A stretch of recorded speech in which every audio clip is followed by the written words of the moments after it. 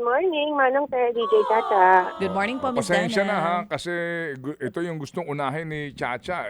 Kung paano daw ho, sa report na nakalabas na ng bansa na naman, para baga si Alice Goo lang. Sige, go ahead, Cha. Yes po. Ma'am Dana, sige, pag-usapan lang po natin, kasi may mga bali-balita ngayon na it's either nasa Cambodia or Thailand na nga daw po etong si Atong Ang. Ano po ba talaga ang balita dito? Sinasabi sa mga nakaraang reports ng Bureau of Immigration na wala siyang record na lumabas ng bansa. At sinasabi din na kung nakalabas man, ay backdoor na naman daw po ang dinaanan. Miss Dana?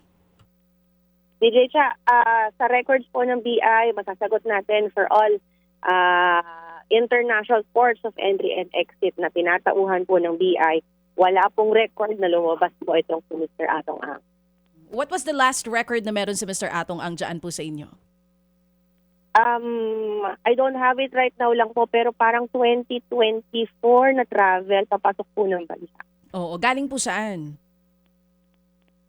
Hindi ko lang po hawak ngayon, DJ Chacha, yung records ko, pero ipadala ko po as soon as I get it. Oo. Ma'am Dana, paano po ba yun? Medyo napupulaan na naman po itong ating gobyerno ngayon na parang bakit gano'n? Nakalabas na naman daw nga po itong isa sa mga suspect sa kaso po nito mga nawawalang sabungero. Parang yung issue din noon sa iba pang mga hinahanap natin. Hindi pa natin nakikita hanggang yung si Zaldico and here's Atong Ang.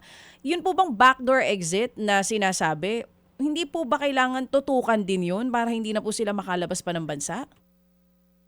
It's frustrating for us din as well, DJ Chacha, kasi pag sinabing backdoor, iisipin or umalis via backdoor, iisipin it's immigration. Yes. But ito po ay binabantayan ng mga agencies po that are in charge doon sa area na yon, Coast Guard, local government unit, pati po yung local police. Kapag naman po meron silang nai-intercept doon, as in some cases, they inform us para po ma-check yung records. Pero DJ Chacha, i-share ko lang po, merong batch ng repatriates po recently from Laos pa iyon o Myanmar na puro backdoor din nagsialisan. Yun po yung kwento nila. Two areas, some left via Tawi-Tawi, some left via Palawan.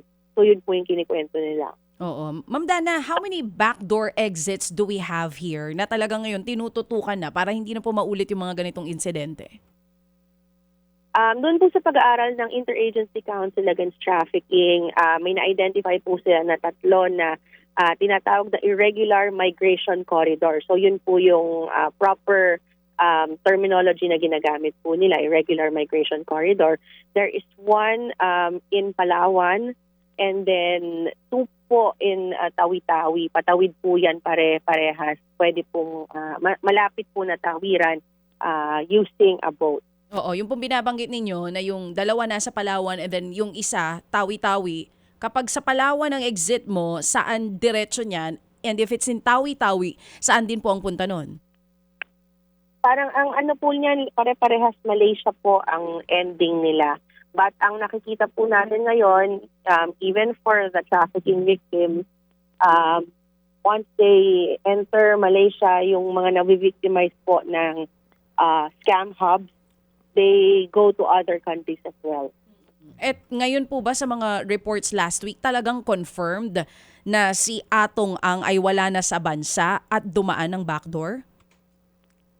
Ang masasagot po natin, DJ Chacha, yung mga parts or mga areas po na binabantayan ng BI, wala po siyang departure record for us. Pero, ma'am, maaari lang naman sigurong ganun po ang presumption, no? Backdoor. Pero hindi naman din siguro imposible kung sumakay ng private jet yan sa Clark. Alam niyo ho yun? O kaya sumakay ng private jet dyan po sa La Union. Alam niyo ho yun, may mga ano ho naman tayo Clark is an international airport o kaya yung mga ilang pong mga paliparan natin na pwede pong maging daan para lumipad ang isang nagtatago.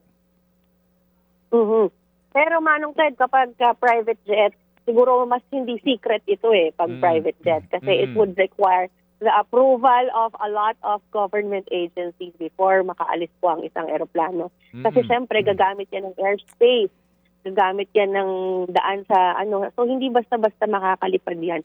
Without the approval of government agencies, yung take-off pa lang yan sa lupa, may approval na po yan. So, it's not as secret or it's not as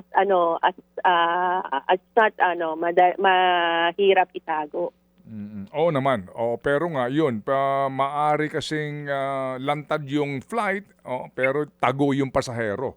Di ba nga nangyari yan one time itong mga hinahabol, I think sa Pogo issue yun, dyan mismo sa NAIA, naka-take off papunta po ng Dubai. Anyway, sige po. So sa ganun pong pagkakataon kasi dapat din may BI clearance, di ba? Yung sakay ng eroplano kung ang kanilang flight path palabas na po ng Philippine Archipelago, di ba? Yes po. Kailangan po ng BI clearance kapag may individual po. May tao na sakay yung isang aircraft. Okay, sige po. So, ma'am, kapag po ba ganyan, ano ang papel ng immigration sa inyo pong mga samahan ng kapwa immigration?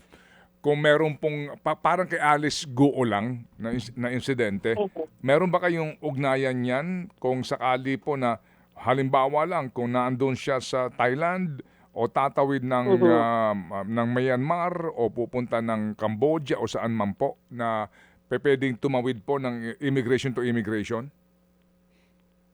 Technically, Manong Ted, hindi po ito under jurisdiction ng BI. Hindi po kagaya nung kay Alice Guo. Kasi si Alice Guo po ay tinuturing natin na foreign national.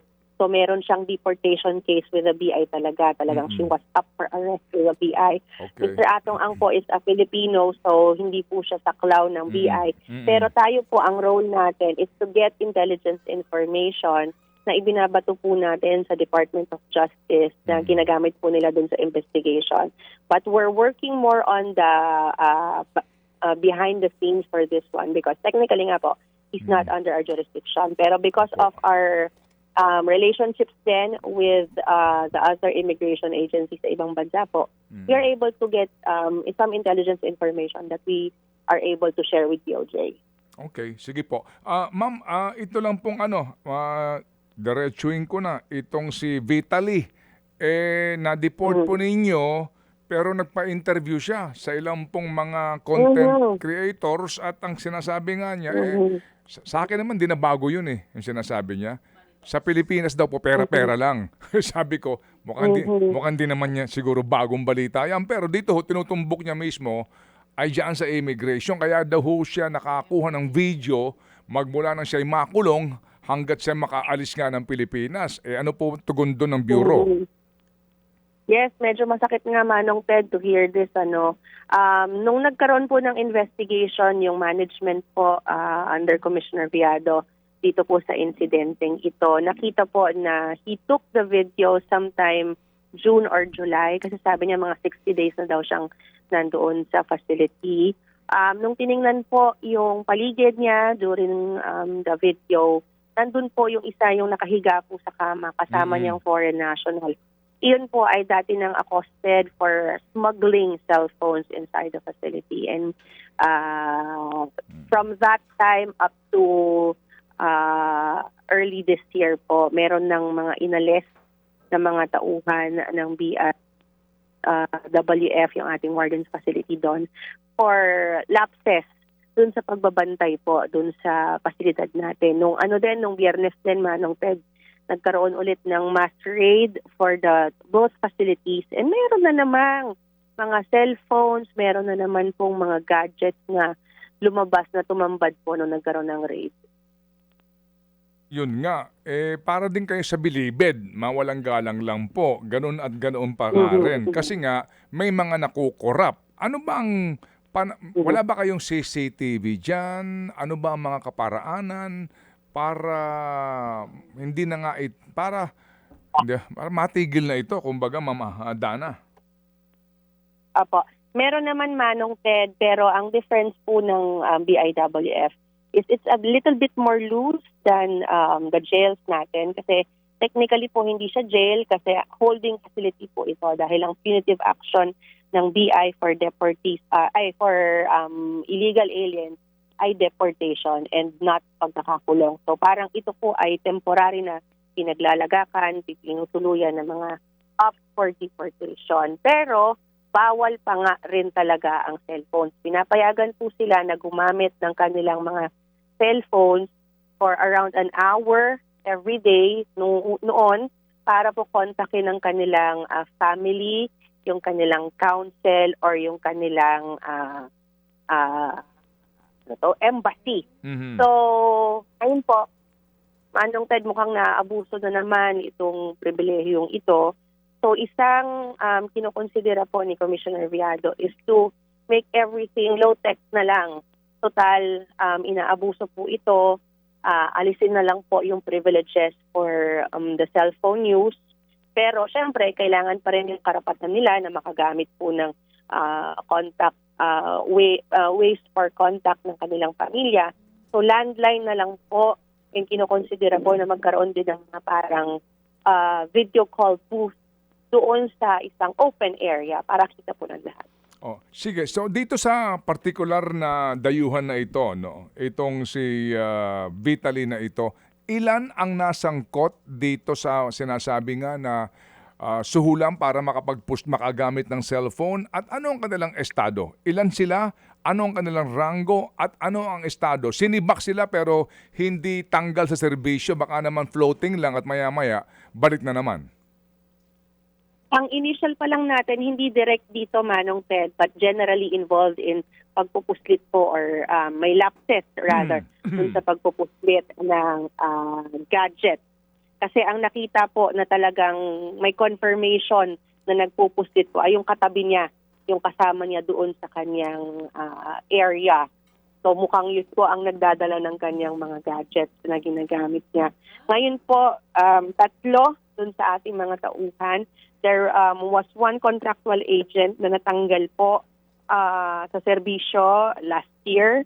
There are 2 others, isa pong permanent employee and isang contractual din that were relieved naman from their posts. Okay. Contractual, tanggal ka agad. Tanggal po, Manong Ted. Hindi lang ito relieve, tanggal na ito. Yes, Manong Ted. Alright. Yung isang kawani ng BI, ano ang estado sa employment? Yung may 2 pa po, yung isa nirelease po doon sa pwesto, yung isa po permanent employee nag-face po ng cases with the BI. So meron siya ngayong kaso na kinakaharap pero wala siyang assignment? Tinanggal na po siya doon sa frontlines po natin. So hindi na po siya frontline. Oh, pero on duty pa rin siya. Baka naman naiya naman siya ngayon. Iyan po ay alamin ko, Manong Ted, kung saan ang assignment niya, kung saan na po. Okay. Sige. Itong si Chekhov, itong isa pang Russian vlogger na ito, asa siya ngayon? Ito po, nakapiit din po sa ating facility. Sa Itong Taguig? kakahuli lang po, no, Nikita? Oo. Yes po. Same facility po kung saan nandoon itong si Vitaly. Hiwalay po. 2 po kasi yung facility natin. Isang Taguig, isang Muntinlupa. Okay. So kasi ito'y vlogger na naman. Baka naman nagbablog ito habang nakakulong na naman. Strict po. Strict po ang sinabi po ni Commissioner Viado sa warden na siguraduhin na hindi makahawak ng mobile gadgets yan at even yung other wards. Okay. So kailan po ano ang disposition dito ng immigration ngayon, ma'am?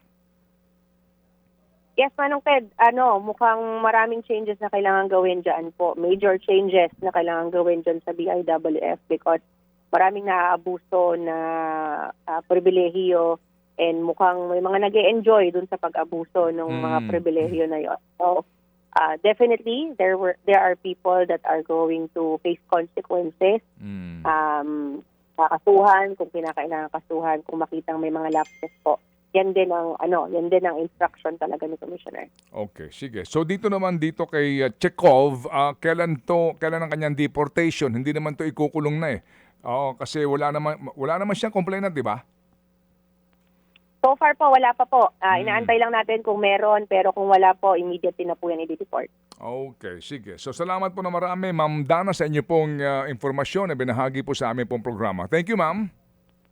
Of course. Anytime po, Manong Ted, DJ Chacha. Good morning. Salamat po na marami. Thank you. Mga kapatid, brothers and sisters, saan ka pa? Dito na tayo sa totoo. Dito na tayo sa True FM. Mga kapatid, mag-subscribe and follow po kayo sa social media accounts ng True Network PH. Yan po kami. Hanapin nyo lang True Network PH, Facebook, Instagram, YouTube, TikTok, and podcast. Mapa Apple or Spotify man yan, mahahanap nyo kami. Lahat ng mga napapanood at napapakinggan nyo po sa programa, nasa social media accounts namin yan. So, paano mga kapatid? See you sa social media!